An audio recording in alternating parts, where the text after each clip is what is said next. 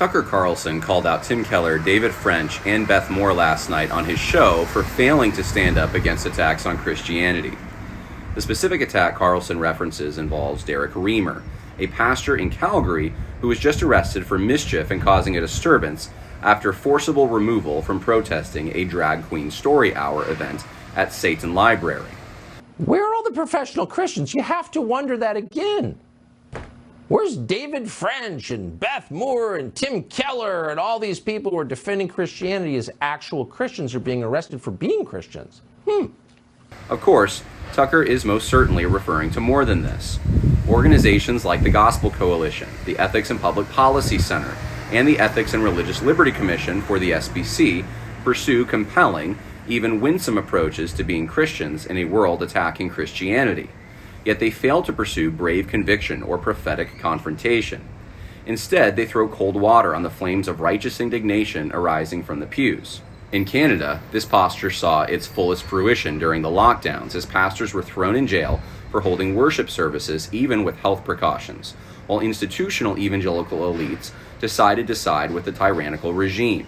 Pastor Paul Carter told Canadian Christians from the pages of the Gospel Coalition that they had endured no hostility and ill treatment because of their religious beliefs.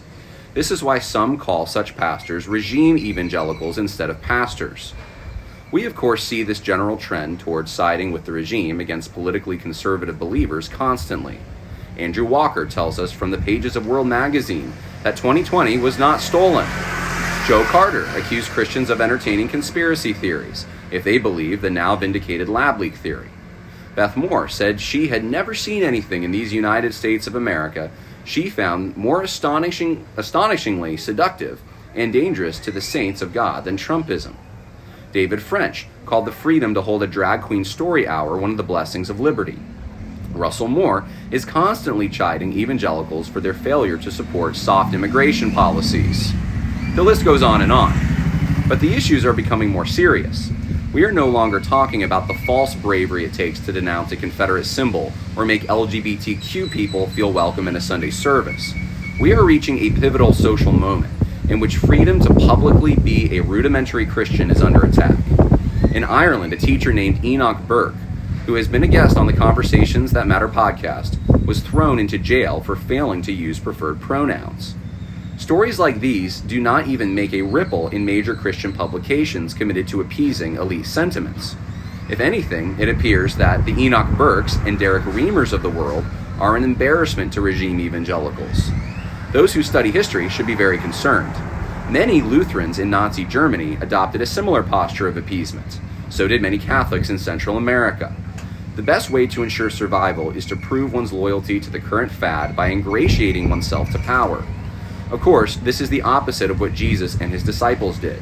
They defied the powers of their day and showed where their true allegiance lay.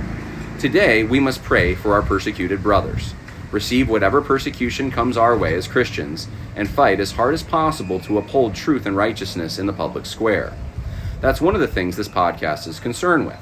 It is because of you and countless smaller blogs and podcasts that someone like Tucker Carlson even knows who the regime evangelicals are. We are making a difference, but we cannot stop. In the end, God wins. Why should we fear man?